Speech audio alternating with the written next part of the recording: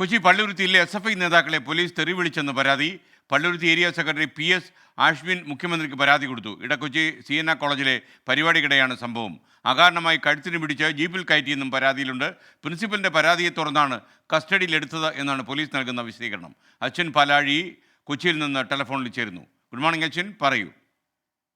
Good morning. കഴിഞ്ഞ വെള്ളിയാഴ്ചയാണ് CNA കോളേജിന് മുന്നിൽ ഇങ്ങനെ ഒരു സംഭവം ഉണ്ടാകുന്നത്. ഇടക്കൊച്ചിയിലുള്ള CNA കോളേജിൽ SFIയുടെ ഒരു പരിപാടി സംഘടിപ്പിക്കുന്നതിന്റെ ഭാഗമായാണ് പള്ളുരുത്തി ഏരിയ സെക്രട്ടറി PS ആശ്വിനും ഏരിയ കമ്മിറ്റി അംഗമായ അവിനാശ് കൃഷ്ണയും അടക്കമുള്ള SFIയുടെ നേതാക്കൾ കോളേജിന് മുന്നിൽ എത്തുന്നത്. ഏറെ നേരമായി ഇവരവിടെ തുടരുന്നത് കണ്ട പ്രിൻസിപ്പലാണ് ഈ പോലീസിൽ വിവരം അറിയിക്കുന്നത്. അതിനെ തുടർന്ന് പള്ളുരുത്തിയിൽ നിന്നും പോലീസ് സ്ഥലത്തെത്തി. പിന്നീട് ഇവരെ ജീപ്പിൽ കയറാൻ ആവശ്യപ്പെടുക, ഇവിടെ നിന്ന് പിരിഞ്ഞു പോകണമെന്ന് ആവശ്യപ്പെട്ടു. അതിന് വഴങ്ങാതെ വന്നതോടെ പോലീസിന് ബലം പ്രയോഗിക്കേണ്ടി വന്നു. SFI നേതാക്കളാണ് എന്ന് പലകുറി പറഞ്ഞിട്ടും പോലീസ് ഇവരെ കഴുത്തിന് പിടിച്ച് ജീപ്പിൽ കയറ്റി നിരന്തരമായി തെറി പറഞ്ഞു. പോലീസ് സ്റ്റേഷൻ എത്തുന്നത് വരെ അസഭ്യം പറഞ്ഞു എന്നുള്ളതാണ് ഇവരുടെ പരാതി.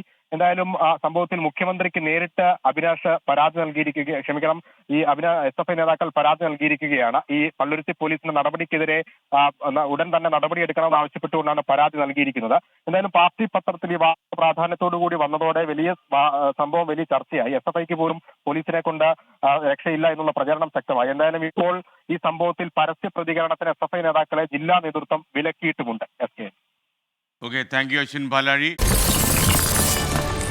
24 അഞ്ചിന്റെ വജ്രത്തിളക്കം.